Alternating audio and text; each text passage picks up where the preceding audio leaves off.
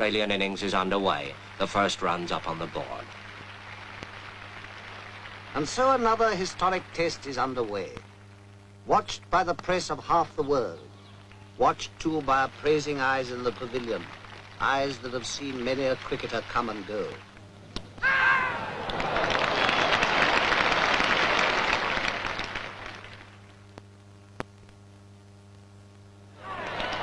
Australia's innings has come to a close. The score stands high and is duly noted. There is time to breathe until England takes the field. Cricket in the hands of the experts, more than a game. It's a craft at least, almost a science. Let's ask an expert, Bert Rhodes of Derbyshire, to bowl us a leg break on this demonstration wicket. Now, there's the spinning finger, the third one, see, cuddled close against the seam. It comes up. Now, this is the perfect leg break. Watch where it pitches. Just outside the line of the leg stump, and it turns enough to beat the off stump. And now, the orthodox, the natural break, spun off that index finger, the off break. And this pitches, watch it, outside the line of the off stump, and it beats the leg stump. Now, that's the right arm bowler's orthodox weapon. Let's see how the batsman copes with it. As the ball comes down to him, turning into him, well, all right, he just lets it hit the bat.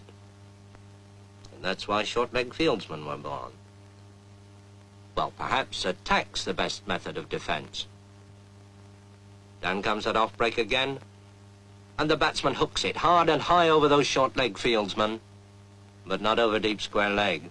There is a way of doing it, of course. Over the ball as it moves into you, and push it away along the ground as Edrich does this ball from Lindwall, playing it to Barnes. When England earned 27 for 1, which is nothing for Englishmen to be very happy about, and Ray Lindwall is bowling at full speed to Hutton. That ball's well up to him, and he pushes it away past mid-off for a comfortable 2. Bradman moves round those hungry Australian slip fieldsmen, and Lindwall, in one of the finest spells of fast bowling seen in England since Larwood, bowls again, this time to Edrich, and Edrich pushes him away out into the covers, quite safely.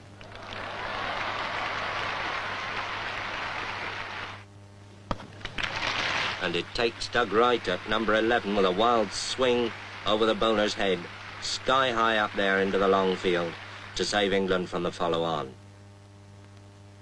And Ray Lindwall, with 4 wickets already in the match, bowls again from the pavilion end, and bowls Alec Bedser. And England are all out for 215, 135 behind Australia on the first innings. But now Australia have started their second innings. Bedser bowls to Barnes, his in-swinger, and Barnes puts it away, down to long leg. Round comes Hutton, fielding at long leg, and there's that quick low throw to Godfrey Evans. And now Wright bowls to Morris, and he's out.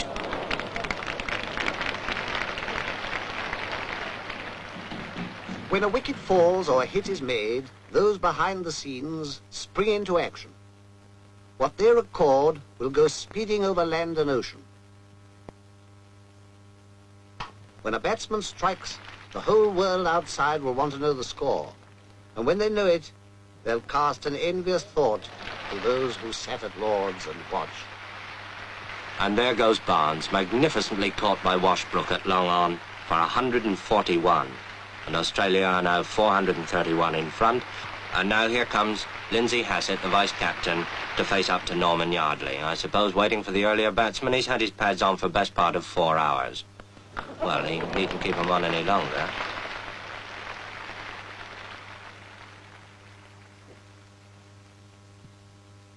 Meanwhile, the Don bats on. Don Bradman, on his last Test tour and playing his last Test innings at Lord's. Don Bradman, the pride of Australia and the despair of England. But whichever side one favours, who can but acclaim a master?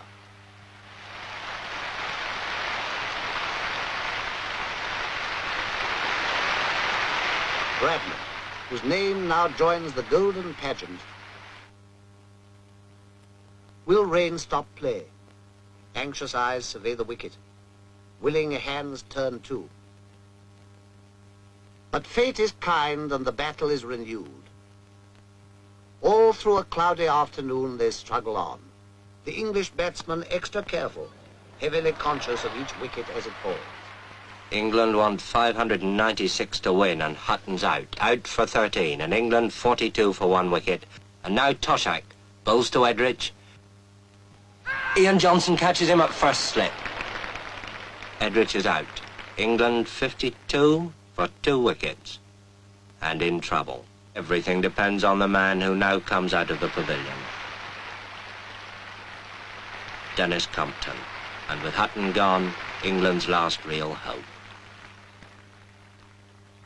So they fight on, a battle of muscle, sinew, and eye. For this is cricket at its finest, calling forth a quality deep in men, the calmness of a Compton on a sticky wicket when the world is watching. England, 106 for 3, want an impossible 490 to win. Impossible? Well, Compton's still there. And here's Big Bill Johnson with that bucking, bridling run coming in to bowl to him. And Compton's out. England's last hope of the impossible. And now, Toshack bowls to Coxon. Toshack thinks he's out. Umpire thinks he's out. Coxon thinks it's a shame. Now it's all over, bar shouting. The day wears on. Another game is lost and won. Well, perhaps not quite. Defeat has come to England, and to Australia, victory. Australia takes the Ashes.